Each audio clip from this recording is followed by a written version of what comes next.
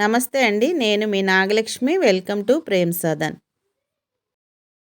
బీరకాయ రొయ్యల కూర వండుకుందామండి. స్టవ్ వెలిగించి పాన్ పెట్టుకుని 2 గరిటెలు ఆయిల్ వేసుకుని ఒక ఉల్లిపాయని సన్నగా కట్ చేసి వేసుకుంటున్నానండి. 2 పచ్చిమిరపకాయలని చీలికలుగా కట్ చేసి వేసుకుంటున్నానండి. 1 స్పూను అల్లం వెల్లుల్లి పేస్ట్ కూడా వేసుకుందామండి.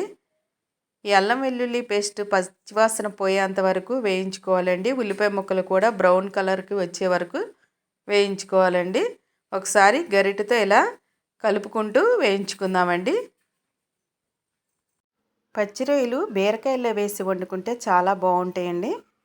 ఇప్పుడు కొద్దిగా పసుపు వేసుకుందాం. మా టెర్రస్ గార్డెన్లో పండించుకున్న బీరకాయలతో రొయ్యలు వేసుకుని వండుకుంటున్నానండి. మాకు రొయ్యలు ఇళ్ళంపడ వస్తాయండి. నేను 100 రూపాయల రొయ్యలు తీసుకున్నాను. అవి రొయ్యల్ని చక్కగా నీట్గా చేసి ఇచ్చిందండి ఆ అమ్మాయి. కొద్దిగా సాల్ట్ వేసుకోవాలండి. ఈ ఉల్లిపాయలు, పచ్చిమిరపకాయలు, అల్లం వెల్లుల్లి పేస్ట్ ఇవన్నీ చక్కగా వేగిన తర్వాత మనం నీట్గా చేసుకున్న రొయ్యల్ని ఇప్పుడు వేసుకోవాలండి. ఈ రొయ్యల్లో ఎక్కువ నీరు వస్తుందండి. ఆ నీరు ఇంకిపోయే వరకు, అంటే ఇవి వేగి నూనె పైకి తేలేంత వరకు కూడా వీటిని బాగా ఫ్రై చేసుకోవాలండి. కొద్దిగా కరివేపాకు కూడా వేసుకుందామండి. ఈ అల్లం వెల్లుల్లి పేస్టు, ఉప్పు, పసుపు అన్నీ కూడా ఈ రొయ్యలకి పట్టేటట్లుగా కలుపుకుంటూ వేయించుకోవాలండి.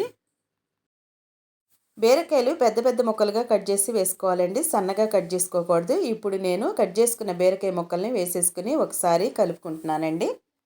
ఈ బీరకాయ ముక్కలు వేయగానే చాలా వాటర్ వస్తాయండి. బీరకాయ ముక్కల్లో ఉన్న నీరంతా కూడా బయటకు వస్తుంది. ఆ నీరంతా కూడా ఎగిరే వరకు మనము బాగా కలుపుకుంటూ వేయించుకోవాలండి. ఇప్పుడు కూరకి సరిపడా సాల్ట్ వేసేసుకోవాలండి. ఇప్పుడు 1 స్పూన్ కారం కూడా వేసేసుకుని ఒకసారి కలుపుకుందామండి. ముందుగా మనం కొద్దిగా సాల్ట్ వేసాం కదండి. ఇప్పుడైతే రుచికి సరిపడా సాల్ట్ వేసేసుకున్నాను. ఇప్పుడు కొద్దిగా వాటర్ పోసేసుకుని మూత పెట్టుకుని సిమ్లో ఉడికించుకోవాలండి. ఒకసారి మూత తీసి చూసుకుందామండి. నీరు చూసారా అండి, చక్కగా ఇలా రొయ్యల్ని చక్కగా ఉడికిస్తుంది. ఇప్పుడు కొద్దిగా కొత్తిమీర వేసేసుకుందామండి. ఒకసారి కలుపుకుందామండి.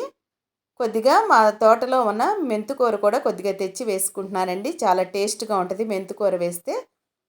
ఒకసారి కలుపుకుందామండి. అంతేనండి, రొయ్యలు బీరకాయలు రెడీ అయిపోయింది. ఇప్పుడు బౌల్లోకి తీసేసుకుందామండి.